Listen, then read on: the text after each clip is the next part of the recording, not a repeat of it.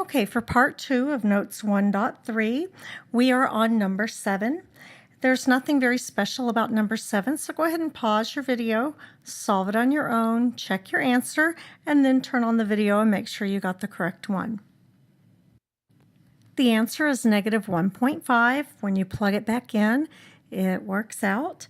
The biggest problem I see students have on a problem like number 7 is forgetting how to work with decimals and lining up your decimals.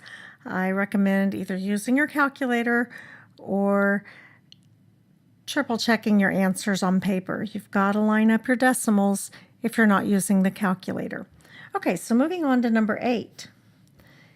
Number 8 causes some people trouble because they forget about the rules of distribution. The biggest thing on distribution is what you're multiplying times for the parenthesis is only what's directly attached. So on the left side, our negative 2 is directly attached. So that's what we're going to distribute on the left side. That 9, people go, well, what do I do with the 9? Well, the 9 you just bring down. We'll work with it on the next step. Right now, it's not doing anything. The same thing happens on the right side with that negative 10. Right now, it has nothing to do with our distribution, so we'll just be bringing it down for the next step.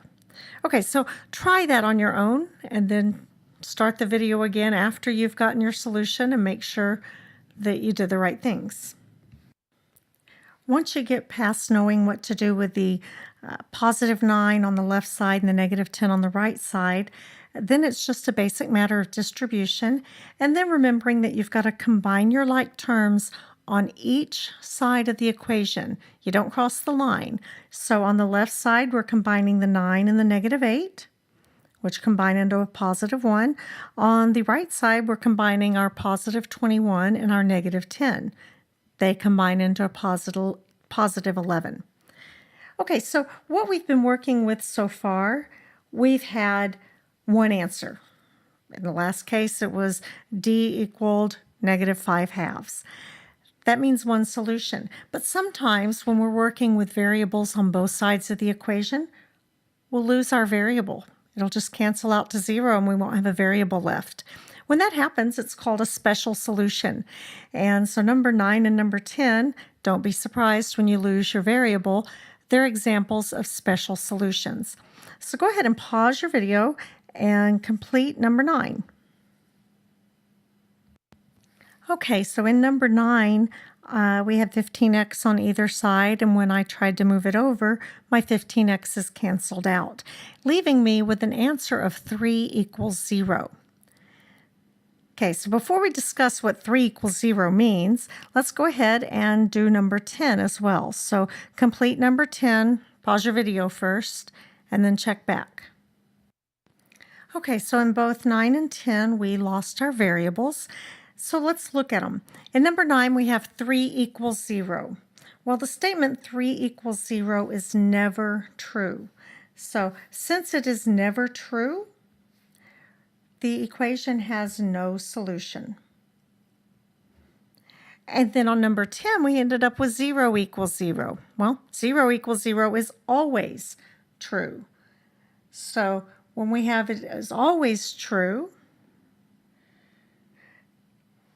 it's what we call an identity. So the equation has an identity, and that means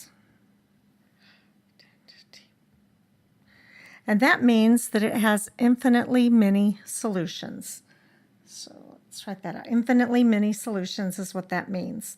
Okay, so now let's look at our application problem. And really in our application problem, they went ahead and gave you the equation. But I do want you, when you're pausing your video to solve this, take a moment and kind of think about what the equations might actually mean, and then solve it and find out when you and your friend meet. After you've solved it, then you can turn the video back on to check your answer. So in this problem, we had to distribute the 5 to both numbers inside the parentheses. And before I continue explaining it, if you look on the left side of your paper, right above the word application where it says if you lose your variable, then the solution is special. And right below special, write the word hot dog. And then you can bring that up later and get a surprise. Okay, to finish the solution, you're then going to bring everything down. You're going to have to put your 45 and move it over to the left side so that you're collecting all your variables onto one side. And they will meet in 2 hours. So when you get h equals 2, it really has a meaning of they will meet in 2 hours.